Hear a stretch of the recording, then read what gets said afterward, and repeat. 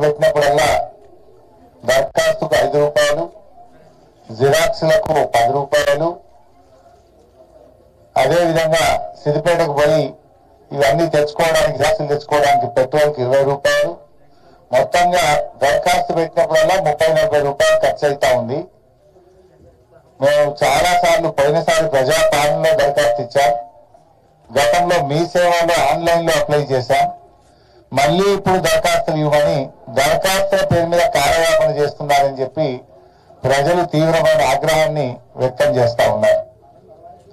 గతంలో ప్రజాపాలనలో రేషన్ కార్డులకు దరఖాస్తు ఇస్తే ప్రభుత్వం వాటిని ఆన్లైన్ చేయకపోవడం వల్ల, ప్రభుత్వం ఆ దరఖాస్తులను కట్టబెట్టి మూలకు పడేయడం వల్ల ఇవాళ వాళ్ళ పేర్లు జాబితాలో కనబడడం లేదు. అధికారులు నిలదీస్తే మళ్ళీ దరఖాస్తు ఇవ్వండి, మళ్ళా చూస్తామని చెప్తున్నారు. ఇప్పుడు ప్రభుత్వం వచ్చి 13 నెలల తర్వాత కూడా దరఖాస్తుల పేరు మీద కార్యయాపన చేస్తూ ప్రజల్ని మోసపుచ్చుతా ఉన్నారు. అబద్ధాల పునాదుల మీద అధికారంలోకి వచ్చిన కాంగ్రెస్ పార్టీ ఇవాళ ప్రభుత్వంలో పాలనగా కూడా అబద్ధాల పరంపరనే కొనసాగిస్తా ఉన్నారు. పాలనలో కూడా అబద్ధాల పరంపరనే కొనసాగిస్తున్నారు. 13 నెలలైనా ప్రజలకు ఇచ్చిన హామీలు ఒక్కటి కూడా అమలుకు నోచుకోలేదు. అప్పుడేమో అందరికీ పరమాన్నం పెట్టమన్నారు, ఇప్పుడు అడిగితే పంగనామాలు పెట్టున్నారు. ఎలక్షన్ల ముందు అందరికీ పరమాన్నం అన్నారు, ఇప్పుడేమో పంగనామాలు పెట్టున్నారు అడిగితే. ఇది కాంగ్రెస్ తీరు. ముఖ్యంగా ఇవాళ నేను ఆశ్చర్యానికి లోనైనాను. చిన్న గ్రామం గాడిచెల్లపల్లి, చాలా చిన్న గ్రామము, ఇది మున్సిపల్ భాగంగా ఉంటుంది. ముఖ్యమంత్రి రేవంత్ రెడ్డి ఏమో రుణమాఫీ అయ్యేపోయింది, ఇక అడిగేదే లేదు, మొత్తం అయ్యేపోయిందని చేతుల్లో ఆడుతుంది. కానీ గాడిచెల్లపల్లి గ్రామంలో చూస్తే రుణమాఫీ కాలేదని ఇంతమంది దరఖాస్తులు ఇచ్చారు. నాకు ఇన్ని దరఖాస్తులు వచ్చినాయి. అందులో 1,00,000 లోపు ఉన్నాయి, 2 లక్షల లోపు ఉన్నాయి, 2 లక్షల మీద ఉన్నాయి. రేవంత్ రెడ్డి ఏమో రుణమాఫీ అయిపోయింది అని హైదరాబాద్ లో కూర్చొని మాట్లాడుతున్నాడు. నేను డిమాండ్ చేస్తున్నా రేవంత్ రెడ్డిని, రుణమాఫీ అయిపోయిందని నువ్వు హైదరాబాద్ లో కూర్చొని మాట్లాడు కాదు, దమ్ముంటే రా నా సిద్దిపేటకు రా, ఈ గాడిచెర్లపల్లి గ్రామానికి రా, ఎంతమందికి రుణమాఫీ కాలేదో నేను చూపిస్తా. లేదు నీ సొంత ఊరు కొండారెడ్డిపల్లికి పోదామంటే కూడా పోదాం, అక్కడ కూడా కచీరికాడ కూర్చొని మాట్లాడదాం.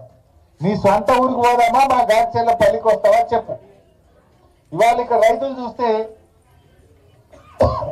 ఉదాహరణకు కాసుల రాజు 1,34,000 రూపాయలు అప్పు తీసుకున్నా, నాకు ఇంతవరకు రుణమాఫీ కాలేదని ప్రజాపాలనలో దరఖాస్తు ఇచ్చాడు.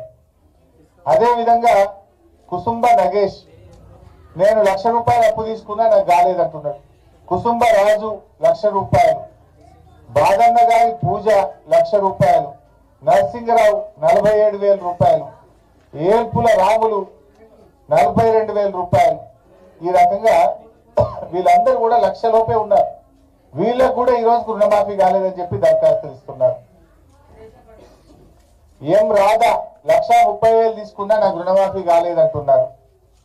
అదేవిధంగా కె యాదయ్య 1,34,000 తీసుకున్నా నాకు రుణమాఫీ కాలేదంటున్నారు. కె అశోక్ 60,000 తీసుకున్నా నాకు రుణమాఫీ కాలేదని దరఖాస్తు ఇచ్చారు.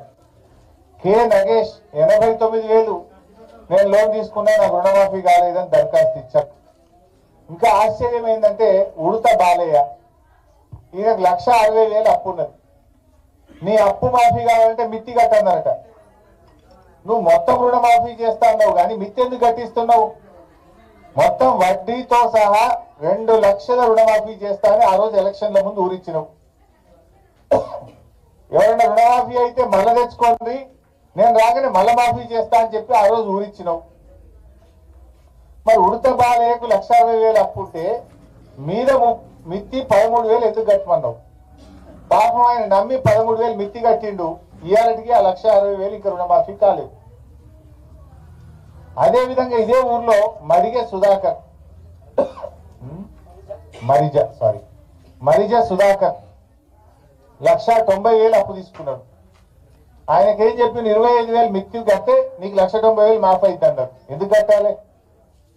నువ్వు వడ్డీతో సహా పూర్తి రుణమాఫీ చేస్తా అని చెప్పి పాక్షిక రుణమాఫీ చేస్తున్నావు. పాపమా సుధాకర్ నమ్మి 25,000 రూపాయలు అప్పుకు తెచ్చి మిత్తి కట్టిండు బ్యాంకులో, కట్టి 6 నెలలు అయింది. ఈ రోజుకు సుధాకర్కు 1,90,000 రుణమాఫీ కాలేదు. ఇట్లా చెప్పుకుంటూ పోతే మోకిడి మోహన్ రావట 1,05,000 రూపాయలు, ఈయనకు రుణమాఫీ కాలేదు. సుందు బాలరాజు 57,000 మాఫీ కాలేదు. సిద్ధన్నపేట రాజయ్య 1,60,000 మాఫీ కాలేదు. ఎల్లుపల్లి రాజమల్లు 50,000 మాఫీ కాలేదు. పూసల తిరుపతి 98,000 మాఫీ కాలేదు. కొమ్ము దేవవ్వ 1,30,000 మాఫీ కాలేదు. ఇట్లా ఎంతో మంది, ఇక చెప్పుకుంటూ పోతే చాలా మంది ఉన్నారు. వాస్తవానికి ఇంకా కొంతమంది రేవంత్ రెడ్డి మాట నమ్మి ఆగమైపోయింది. ఈ గాలిచెర్లపల్లి గ్రామంలో సత్తయ్య అనే రైతు, ఆయన 2 లక్షల మీద అప్పు ఉన్నది. ఉంటే 68,000 బ్యాంక్ రిసిప్ట్